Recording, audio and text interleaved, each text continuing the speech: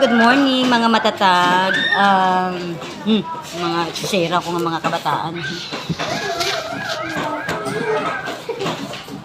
Okay, since kaya wala pa sang time, shout out anay kay Ma'am LCJ Estolero. Ma'am LCJ Estolero, one of my follower sa nag-sponsor sang amon nga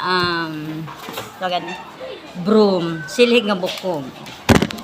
Silig na bukog, tapos ang dustpan. Silig na bukog, kag dustpan. Ang hinak dita, yung ang amon yung silig na bukog, isa lang kabilo. So, thank you so much for sending a Gcash para ibakal sa silig na bukog. Ano yung hambal ng children?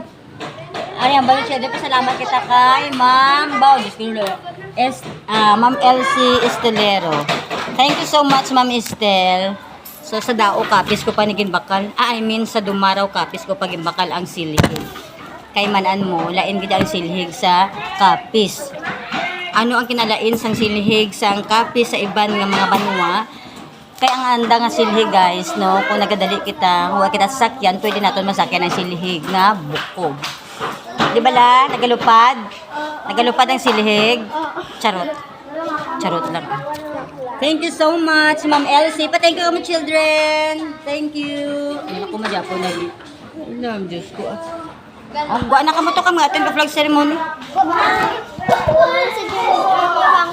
Thank you so much, Ma'am Elsie Estolero from Iloilo City sa pag-sponsor sang amon nga silig nga bukog or broom.